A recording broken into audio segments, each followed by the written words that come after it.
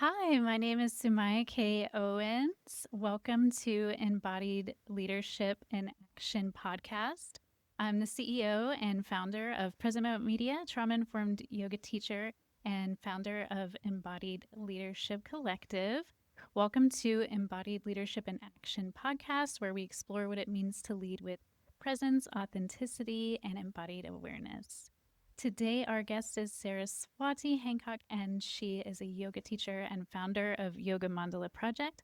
Welcome, Saraswati. Thank you so much for being here. Thank you for inviting me, Sumaya. I'm really happy to be here. Thank you so much. So happy to have you join us. And I'd love for you to start by sharing with everyone a little bit about you and the type of leadership work you do. Okay. I'm a yoga teacher, as Sumaya said, and I'm a yoga therapist, and I'm based in West Cork, Ireland, so in that part of the world. And yoga has been in my life since I was a child, actually.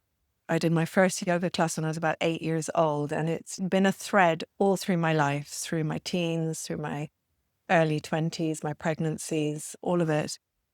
And in that journey, I was also a birth doula.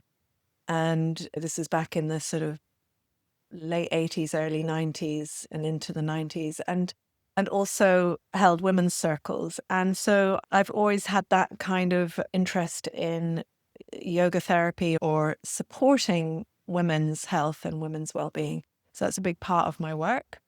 And I started teaching yoga maybe 25 years ago, with that in mind, that I wanted to support women's well-being and a female experience as a powerful portal to empowerment and well-being.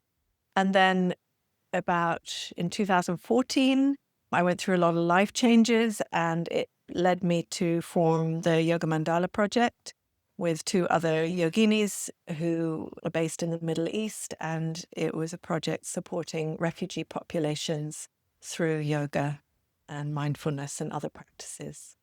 So that's also been a big part of my work in the last 12 years or so. Yeah. It's so beautiful to hear more about your journey because even though we have connected a bit over the years, there's still more and more layers that I'm learning about you. In fact, I didn't know about your background as a birth doula until you shared Mm, that with me. And mm, I'm really excited to dive into this conversation with you. I know you have such a rich background in yoga and embodiment practices. And I'm curious, in our current times, especially with everything happening in the world, is there a mm. specific practice for you right now that helps you to feel grounded and connected to your body when things feel shaky or uncertain? That's such a beautiful question. And yes, there is. I also want to say or acknowledge that I'm here in the west of Ireland, and we have a different view in a way from other places in the world. So everywhere, wherever we are in the world, there's like a different view. Do you know what I mean? And what I can share today in this conversation is really from my own experience. And I want to acknowledge that what people are living through in different parts of the world to where I am right now is really hard.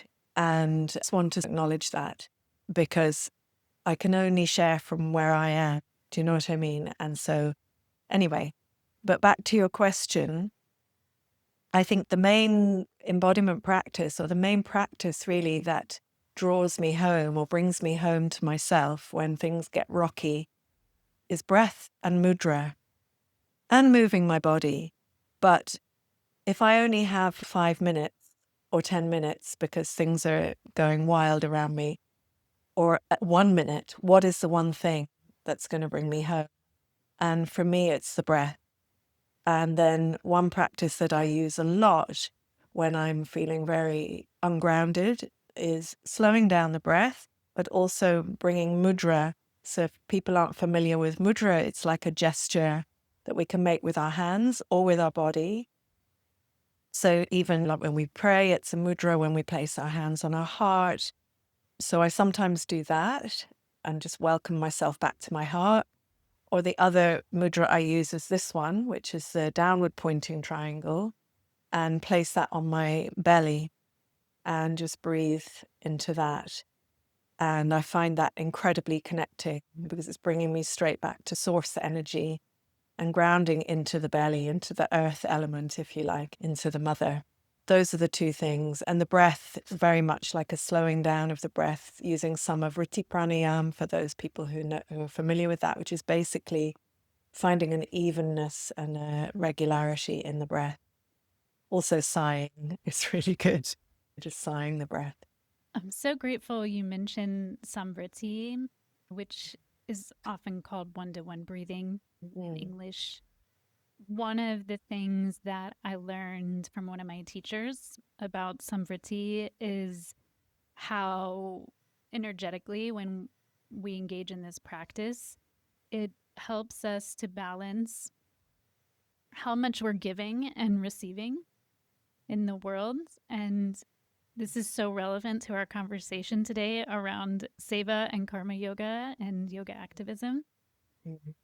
But one of the things that I was speaking to my teacher about in that moment was how much I find that I tend to give in being in caretaker roles and teacher roles and parent roles and different roles in my life, and that Samvriti is a practice that I can bring back to my body and help to bring a sense of equilibrium in that giving and receiving. And so it made me really happy that you mentioned Samvriti.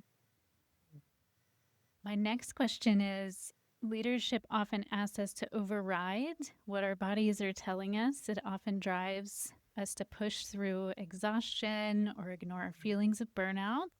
However, whenever we push ourselves too hard, it can sometimes have a less than positive impact on our capacity as leaders. How do you navigate that balance? That's such a great question. And I have to admit, I've learned about this the hard way, where I have pushed myself, and it's still an ongoing practice to become sensitive to my energy and to honor that energy, honor the prana, the life force, as the most precious thing that we have. And yeah, there's been times where I have ended up very exhausted because I've been doing too much, giving too much, holding space too much, and not holding that space for myself. I did learn that the hard way. And I remember particularly one time I arrived on retreat in India with my teacher, and I had been doing and giving and doing many classes and serving people in the community. And I arrived on this retreat, and the next day I completely crashed with some sort of weird, unknown, whatever. I don't know what it is, like a fever, but it was like a deep exhaustion. And I had to stay in my bed for 3 or 4 days, and everyone else was going off doing all these amazing ceremonies, and I was missing out on it all. But I remember that feeling that I literally felt that spirit, or Ma, as I call it, was sitting on me and saying, you have to stop and you have to rest. And I made a sort of pledge to myself at that time. This was probably about 7 years ago. And the pledge was to take more breaks and to create more space between things. And so to take a break every day, even if it's 10 minutes, but to consciously take that break, to take a longer break every week, and to take a longer break at the weekend, and then take a longer break once a month. And then once a quarter of a year, take another longer break. And so you start to just create more spaces in your life. I also realized that, and again, and we can probably touch more on this, but it's something that can happen when I think that happens a lot with yoga teachers is we are giving so much and we're holding the space and we're sharing and we're teaching. And yeah, we just forget to hold that space for ourselves.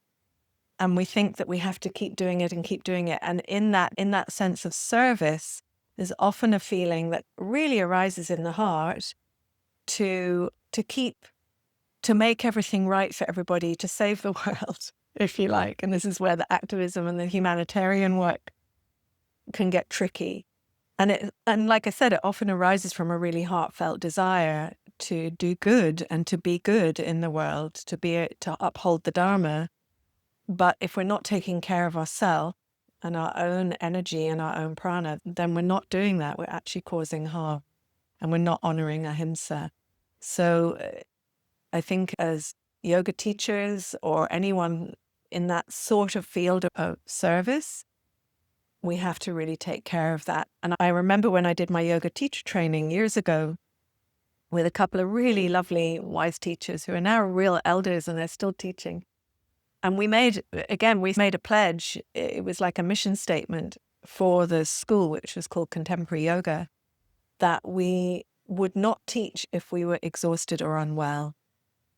And that seems easy at the time. You go, yeah, of course. But actually, there is a tendency to push through, and we're all affected by that conditioning in this capitalist society because it overrides us all the time. It overrides the cycles and the rhythms. And here we are in the middle of winter where life needs to be slower, but a lot of us are pushing through. And so one of the practices that I've found really helpful for that for myself is Yoga Nidra, because for me it supports that conditioning in my mind that can feel guilty if I'm not doing something or not serving or not doing a practice or whatever, not somehow being productive. But whereas if you went to bed for a few hours, you might feel that. But if you say, I'm going to practice Yoga Nidra, I can do that because I'm doing a practice. Do you know what I mean? And it feeds that conditioning in a way, but in a maybe helpful way. So yeah, Yoga Nidra is a supreme practice for taking care of that exhaustion and burnout that can happen when we're not minding our energy. Absolutely.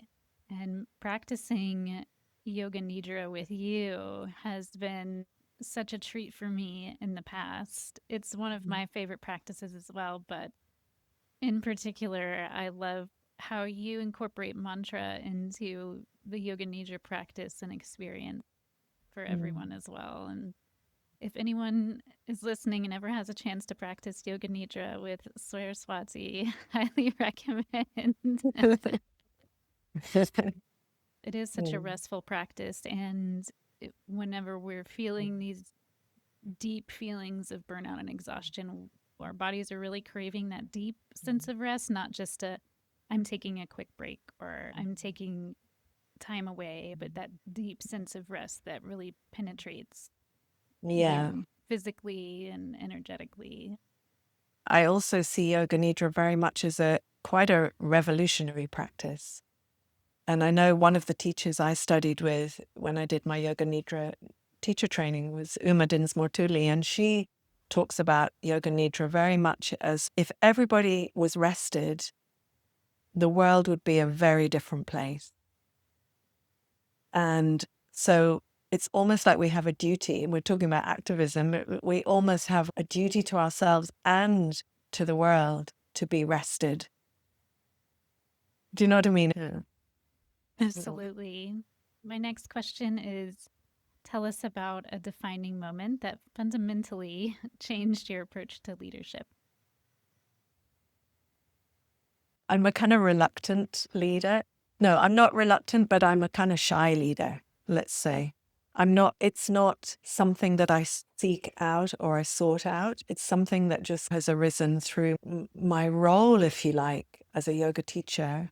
And I guess particularly when we formed the Yoga Mandala Project, I think that's when I really stepped into that role, because in a way, it was something that arose from within me, meeting a need that I saw. And I had incredible women supporting me on either side, and we were a collective. But the impulse kind of came from somewhere within me. And I remember a sense in the early days of the Yoga Mandala where I felt a little bit like a mother tiger.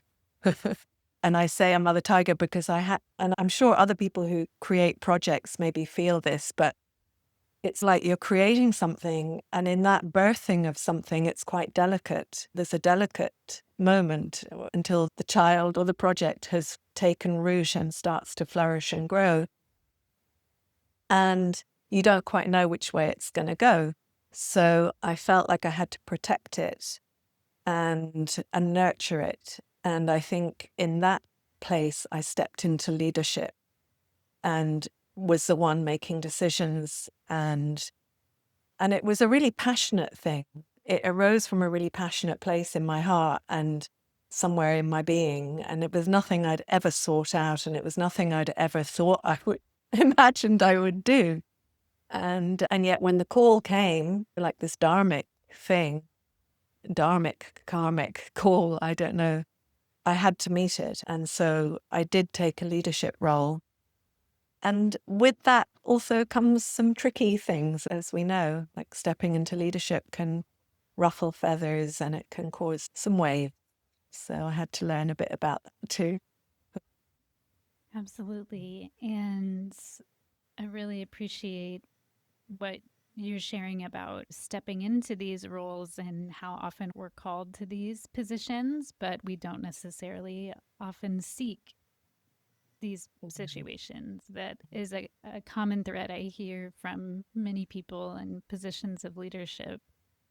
And I'm so glad that we're talking about karma yoga and seva and yoga activism today. One of the reasons that I'm really excited to explore these topics with you is because I've been unpacking these topics myself for many years. And while there are a few overlaps and similarities between these practices, there are also quite a few differences.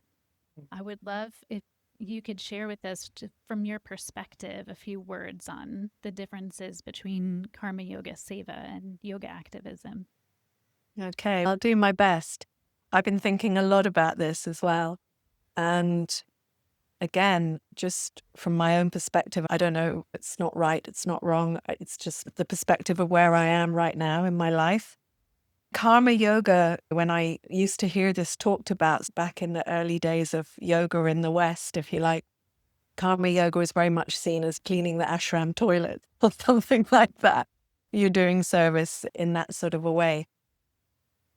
But I guess there are so many different ways to look at it. I see karma yoga as the yoga of everyday life. What is it that we have to show up to as practitioners? And maybe it's we have to care for our family, we have to care for an aging parent, we have to serve in our community in some way, we have to cook, we have to clean, we have to do the laundry, whatever it is. So there's that aspect to it. And then I had a really interesting chat with a friend of mine who's very much his whole life is the last 30 years of his life anyway, since he's now in his 60s, has been a life of seva, service. And hearing him talk about karma yoga, he gave me really food for thought, because he talked about it as karma yoga is literally the yoga of transforming the karmas as well. So we can look at it in that way, so he said, for example, many of us have this experience where we have difficult family dynamics and we can push away from it and say, I'm just not going to deal with that. And they can all sort off or whatever. Or we can be angry, or we can be this, or we can be that. But he was talking it, and he's Indian, so he has a different perspective maybe than you or I may have, or people from other parts of the world, or different conditionings and backgrounds and cultural backgrounds. But I very much appreciated what he was saying, and he was talking about, so instead it's really stepping into serving those difficult places that we might find in our karmic relationships, and being willing to get beyond ourselves in a way, get beyond the ego mind in it, and find other ways. So I thought that was a really interesting perspective. And working on the karmas is like, that could be the ancestral karmas, the familial karmas, the personal ones, the collective ones. And karma literally just means action. So it's like what is the action that I'm going to do? And I think the question possibly, is it aligned with Dharma? Is it aligned with that heartfelt desire to uphold integrity and be love, or be the goodness that we are in our hearts? So that's another way to look at it. And the action, if you like, is the tapasya, in the discipline, but also the fire. The action is the fire. Like, I'm not a scholar, I'm not a scholarly type person, but I know, for example, like in the Bhagavad Gita, and how Arjuna has to do a really hard thing, and how Krishna gives him the reminder that he is upholding the Dharma to do this, and he has to fulfill this role, even though it's a hard role. But he has to do it without any expectation of what the fruit of it is going to be. So you let go of the fruit of it. And that's karma yoga. Like, you do the service, you do the action, you do it with as much heart and integrity as you can, but without any expectation of any kind of fruit for yourself or for the other. You don't worry about the outcome. You just do what needs to be done. So to me, that's a little bit. And then maybe Seva is the more specific thing. Seva is the service, or is the project, or is looking after that neighbor that's elderly, or is the specific action, is one way we could look at it. Seva, it just means selfless service, but that's a whole question in itself, because we can talk about that maybe, but what is it to be selfless? Is it really selfless? That's a big topic in itself. And then yoga activism. Again, I think there are different ways we can look at that. And I feel that as yoga practitioners and teachers, I was thinking this morning, actually, I had a class this morning, and we finished the class with the mantra, with the prayer, Lokaha Samastaha Sukhino Bhavantu. May all beings in all the three worlds, all the lokas, be well and happy and free from suffering. And then we thought about it, sat there for a bit, and we thought about it, and it was like, it's all beings, not just the ones that are oppressed, not just the ones that we feel are suffering, not just the ones that we can have sympathy and empathy for very easily, but it's all the beings, even the ones that we see doing harm. And it's also ourselves, and those fractured parts of ourselves, and those hurting parts, and the angry parts, because we have a lot to be angry about right now, and we have a lot to be upset about. But it's like, how can we meet what's happening? I'm trying to say this with as much respect as I can to people who are really in the fire.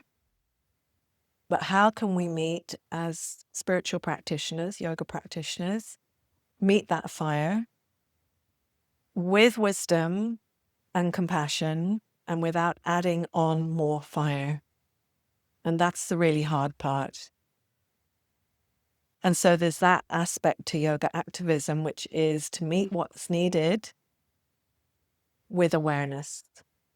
And then that awareness arises, I believe, at this point in my life, through swadhyaya, through self-aware study, through doing our practice, through self-investigation. And that is the other part of the yoga activism. Like swadhyaya, doing our practice is yoga activism, because it's from that place that we can arise with those two wings of wisdom and compassion and awareness, and not just fly in all with everything like blazing and create more fire. Let the fire be the transforming fire, and not the fire that's going to burn us or anyone else. I might have a completely different answer next week. And I just want to also add to that, part of the yoga activism for me is to keep studying the yamas and niyamas of Patanjali's Yoga Sutras, to keep studying and looking at that ethical framework for myself as a yoga practitioner and a yoga teacher. And I think that ethical framework is absolutely necessary in any kind of activist work or any kind of service, like understanding what is our ethical framework, what is our ethical basis, whether that's through the yamas and niyamas, whether it's through Buddhist teachings, whether it's through our Christian teachings, our Judaic, whatever, wherever it comes from, our indigenous, but that ethical framework, and to keep tapping into that and keep going back to that and re-examining it and reaffirming it in yourself.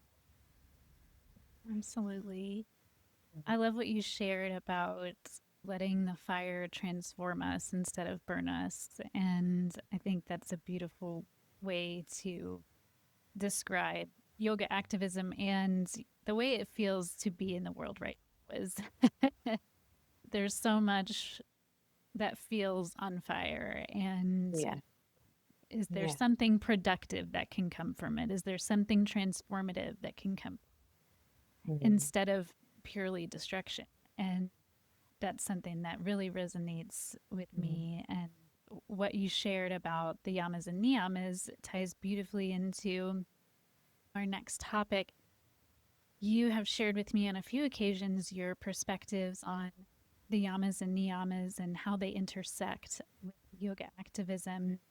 I would love for you to share, especially for anyone in our audience who maybe isn't as familiar with the yamas and niyamas, while we may not necessarily be able to unpack all of them in this one conversation, I would love for you to share just a few thoughts on how classical yoga philosophy and this ethical framework inspires the work you do in the world. Yeah, thank you. So the yamas and niyamas, for those who aren't familiar, the yamas are like 5, you could say, ethical codes of how we live in right relationship with others, or soulful, how we can live soulfully in the world, how we can uphold integrity in our interactions in the world. And then the niyamas are more like personal disciplines, if you like, or personal ways of being where we can take care of ourselves. And arising from that, of course, is going to be how we can then move into the world.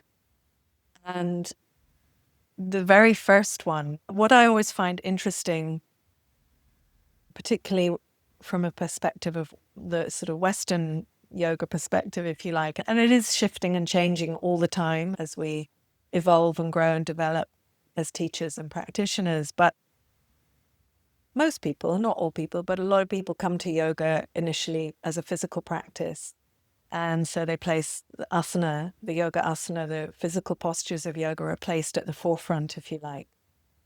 Whereas in the 8 limbs of yoga, as given by Patanjali in the Yoga Sutras, they come later on.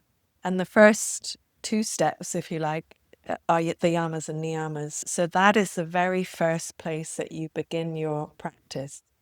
And the first one is ahimsa, which is do no harm or non-violence or kindness or compassion. There are many ways of looking at all of the yamas and niyamas, of course, and many names we can give for these words. But that's like your ethical sort of baseline. So imagine then that we decide we want to do activist work, we want to do humanitarian work, we want to support others, and we step into that work and we're like stepping into that from a heartfelt desire to support others and serve others. And we see difficult things happening and we want to help. That's the impulse. But like we mentioned before, if we step into that work without an awareness of where we're at in ourselves, we can actually cause harm to ourselves or to others.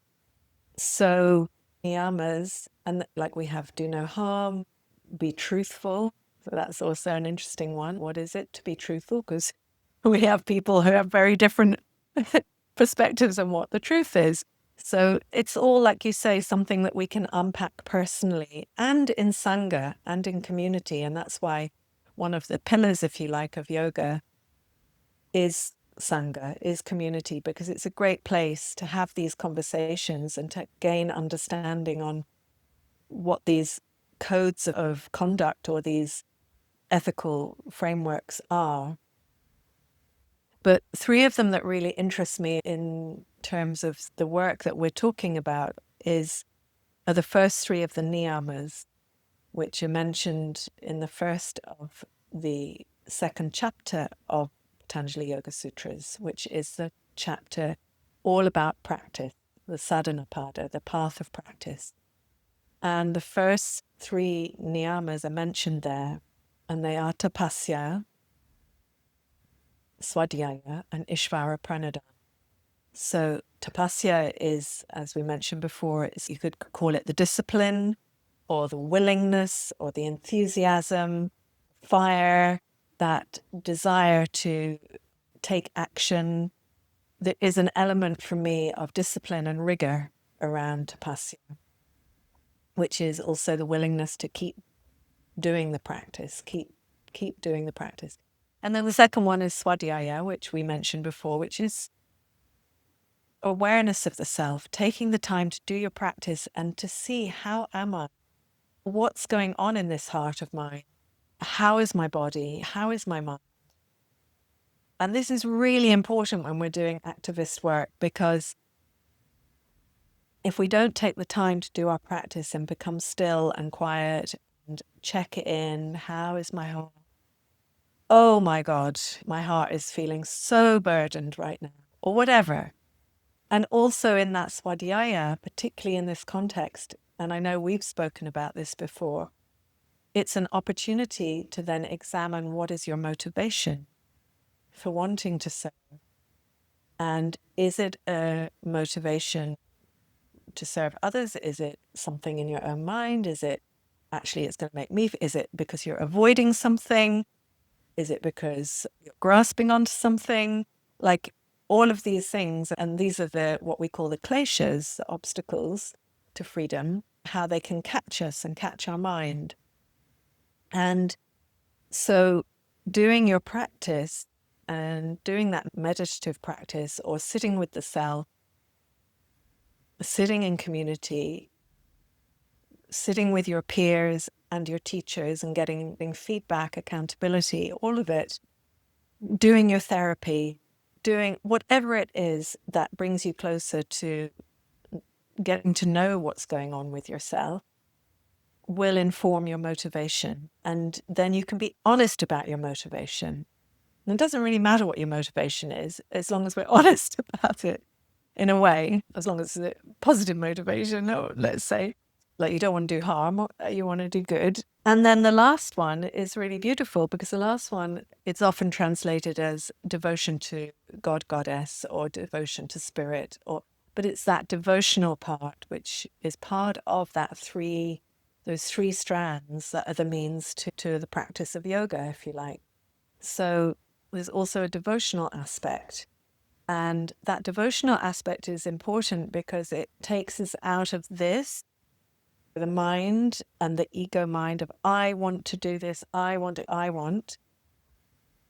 and brings us into this one, to the space of the inner teacher, you could say. And so then when we connect with that, we connect with wisdom, we connect with buddhi, we connect with compassion, and then we can serve from that. So those three of the niyamas are really important to examine in this work, I feel.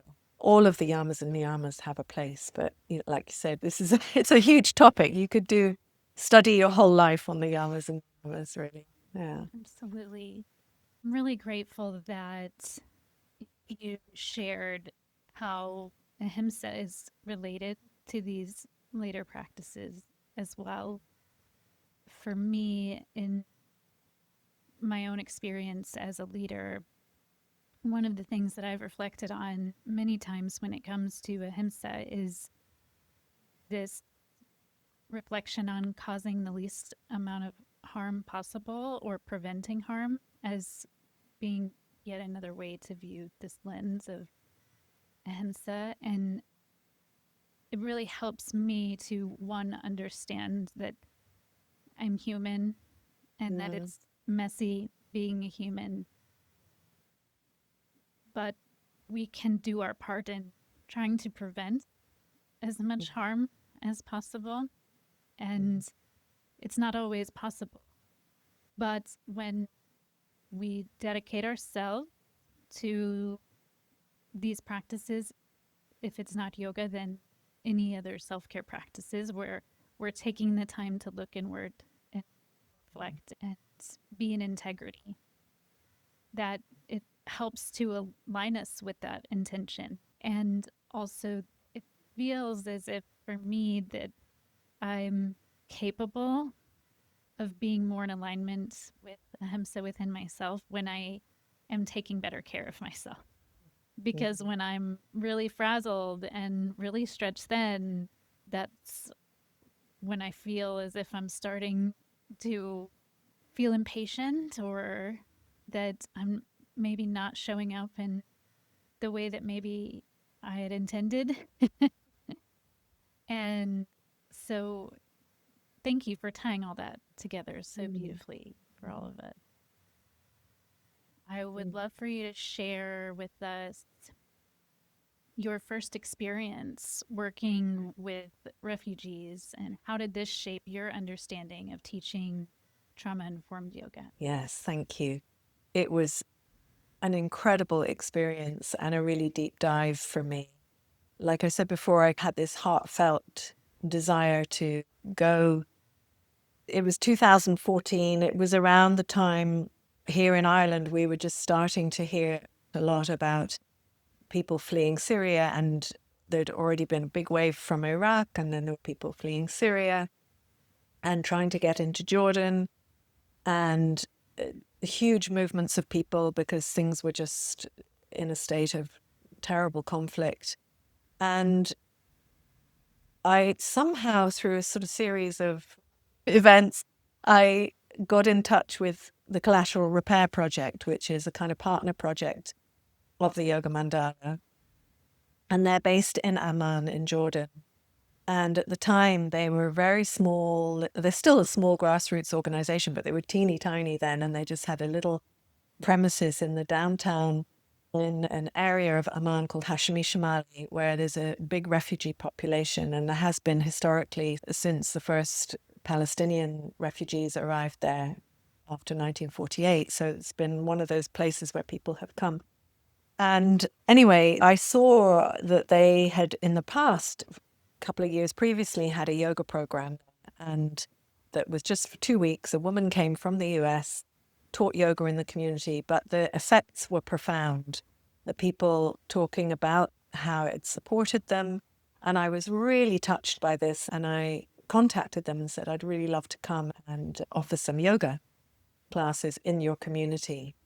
And they were like, sure, come. So I went for about 6 weeks. I taught many classes, I think something like 10 or 11 classes a week, to men and women and teens and children.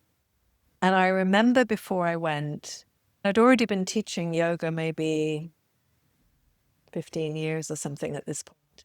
But I remember I signed up to do this thing, and then I suddenly went, oh my goodness, I'm going into something that's so out of my depth and out of my comfort zone. And I contacted a teacher of mine, Charlie Stevens, who I knew had worked a lot in different settings, and particularly in prisons in Ireland with men.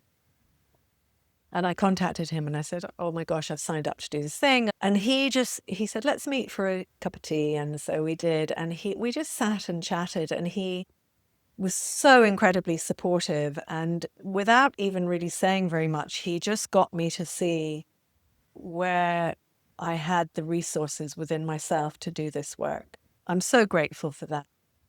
And then when I arrived and I started teaching in that community, and I was met with an incredible generosity of spirit from the populations, the communities I was teaching in, and people who'd been through unimaginable experiences, hard experiences, and lost everything. But what really struck me was I was like, wow, I'm really seeing on a physical level and an energetic level trauma in the body.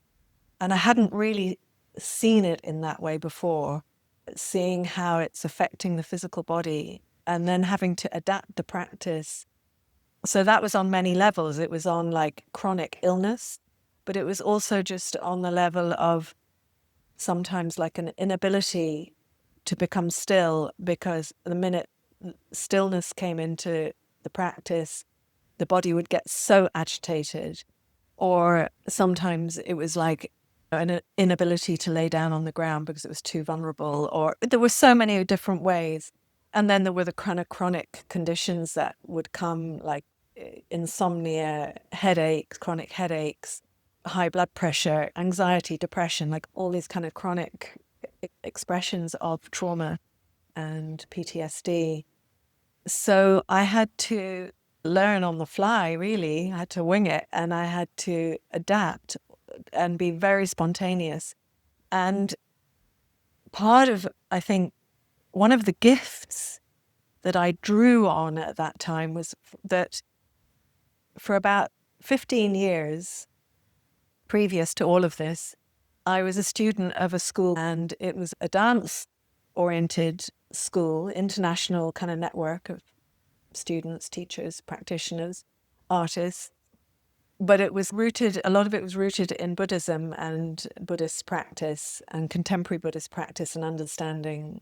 And one of the practices that we did a lot was improvisation and learning how to be completely spontaneous and how to improvise in the moment and how to let go of expectations. And at the same time, how to stay present within yourself. And that those tools, even though I'd learned them in a completely different context, just were there, like because I'd embodied them and I'd practiced them and it was part of my background. So I was able to be spontaneous. I was able to let go of the expectations. I was able to teach in complete chaos.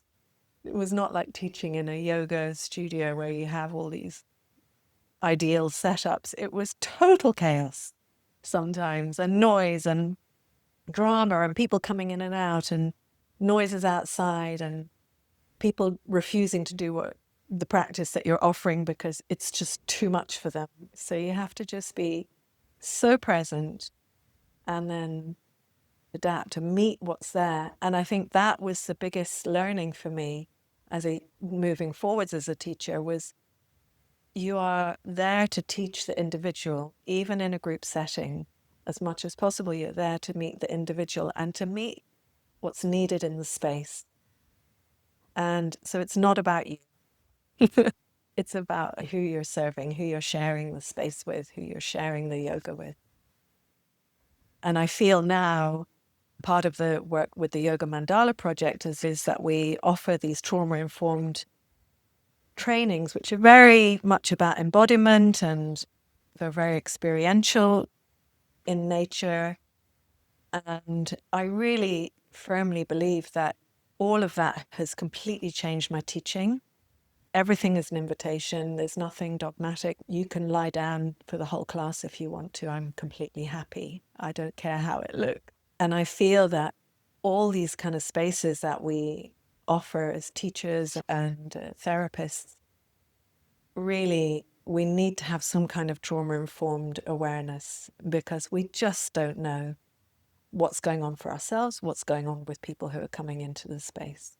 Thank you so much for sharing. And it resonates with me and my experience of working with refugees as well, and how different it is than being in a studio where you have this picturesque setting and all of these props and Yeah. everything seems picture perfect, and then you walk into a refugee camp and it's entirely different.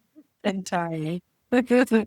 I just want to say to that, and you've probably heard me say this before, but it's beautiful that in those chaotic circumstances and in that harshness, I have seen and felt yoga happen, like actual yoga happen, where everything settles and becomes sattvic and peaceful. And you feel that transformation and you feel that magic and you feel that love flowing between everybody and that support. And it's incredible. It's absolutely incredible. Yeah. So tell us about your journey of launching a project. It was inspired by your experience of working with refugees. How did this experience shape your journey of launching this new organization? I remember after that first trip to Jordan, and when I came back, it was really strange, actually. I got this kind of pain between my shoulder blades. And it was like this niggling kind of thing. And I would try and stretch it out, and I'd do different asanas to try, or I'd breathe into it, or I'd try and create space. And it was like something like knocking on, it's going, pay attention. And at the same time as that, I had this sort of vision that wouldn't it be incredible to create some kind of organization or some kind of mandala, some kind of network of teachers or different kind of people in that, body workers, whatever, therapists, who could do this kind of work. And if we were all somehow connected with simple protocol or simple practice or that sense of sangha or community, and then it could go out into the world like a web and create a network. And it's a bit like the drop in the ocean and then the ripples going out. And how would that be? And I remember I kept pushing the idea away because I was like, I don't even know how to begin to create that or think about that. Or it was like, I can't do that. I don't know how to do, I can't do that.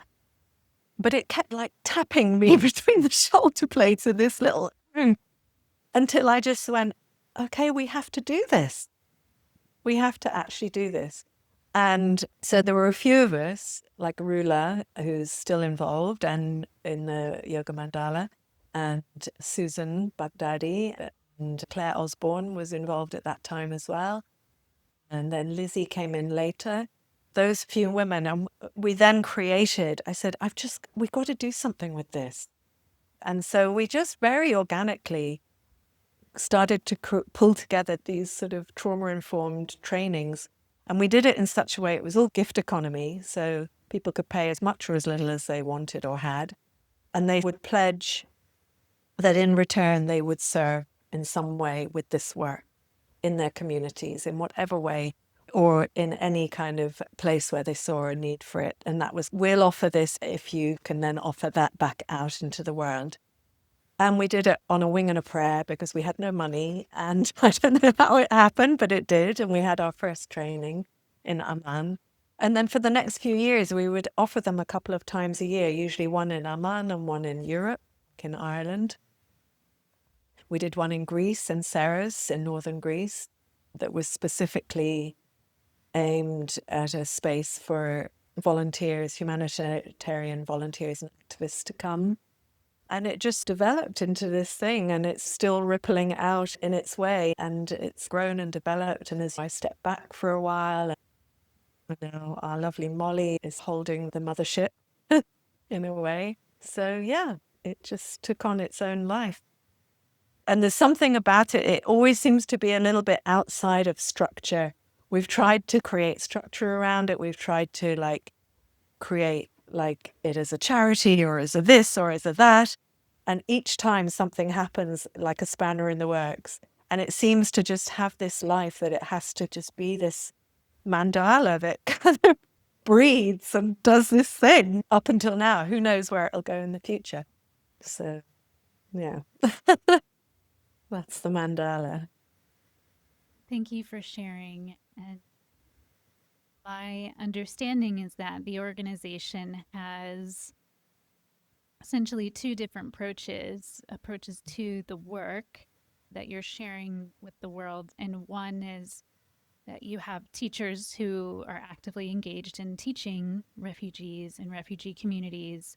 And then you're also hosting these trauma informed yoga and facilitation trainings that are for teachers and trainers and facilitators to learn more about working with populations impacted by trauma. And the latter of the two, this training for the trainers, so to speak, I've been so incredibly grateful and blessed to be able to attend a few of these trainings with YMP. And I'm aware you have an upcoming training in Dublin this year. Mhm. Tell us what is different about the training in Dublin and what are you most looking forward to about this year's gathering? Yeah, we have a training on April 17th to the 19th in Dublin. And the unique thing about this particular one, which I really love, is that it's very much rooted in community. So it's based in the community. We run it in community centers rather than in yoga studios, and very much active community centers that serve so many different populations in the community. And so there's this real sense of that, this sort of grassroots sense. And then we did run one in Dublin a couple of years ago, and there was a really incredible kind of cohort of people that joined. Some were yoga teachers, some were yoga students, some were yoga therapists, some were just curious people, some were people who worked in had other therapeutic type backgrounds. And our approach in these trainings is very, like I said before, experiential. We have theory to back it all up that we give people before that we have training manuals, and there's all the kind of loads of information in there and the science, if you like, behind the approach.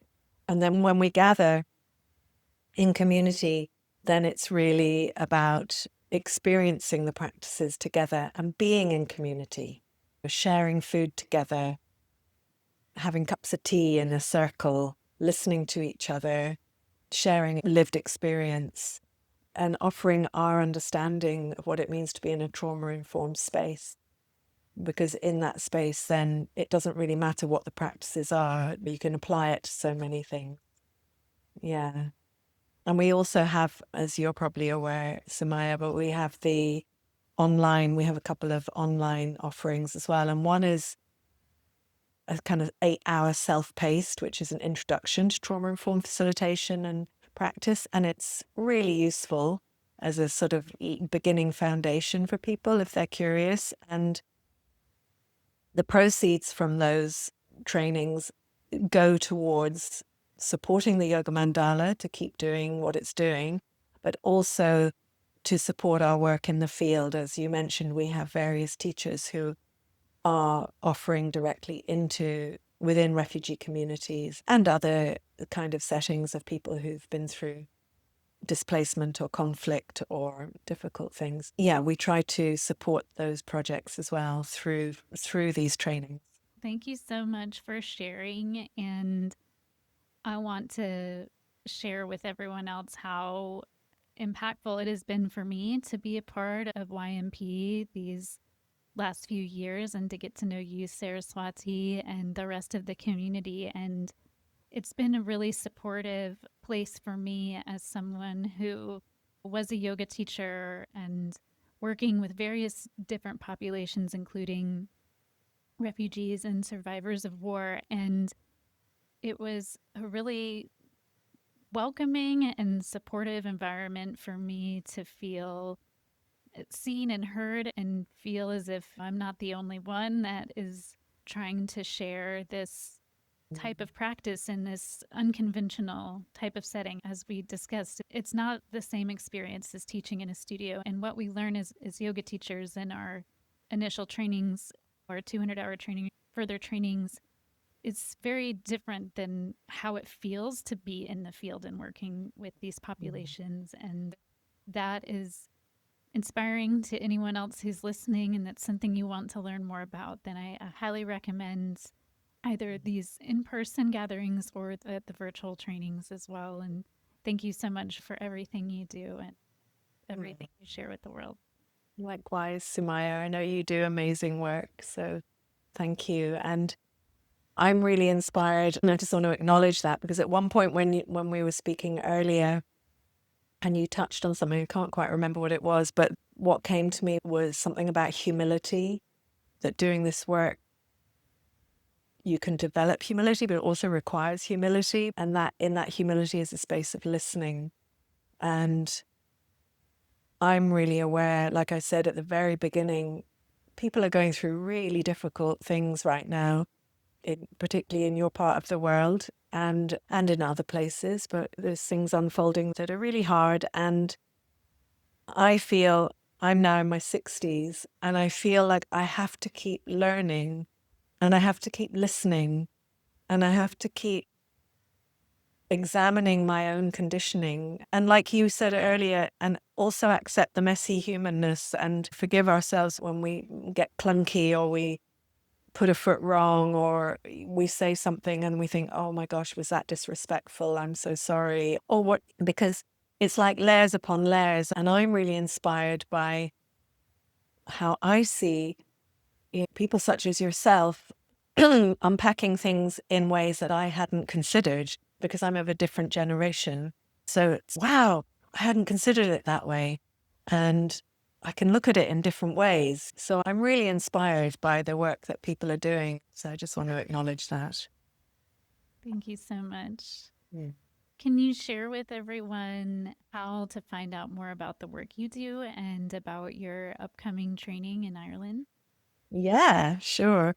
Anything about the Yoga Mandala, so like our training in April, if you go to their website, which is www.yogamandalaproject.org, there's a page on there with events and trainings, and you can go on there and you can sign up directly from there.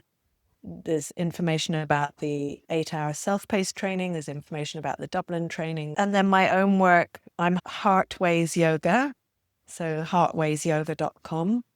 And on my website, there's links to all the work that I do. I have retreats and trainings, but I also have a link on there to my Patreon. There's a lot of Yoga Nidra on my Patreon page, and it's a place of resource and a place where I offer practices and occasional online live circles and things like that.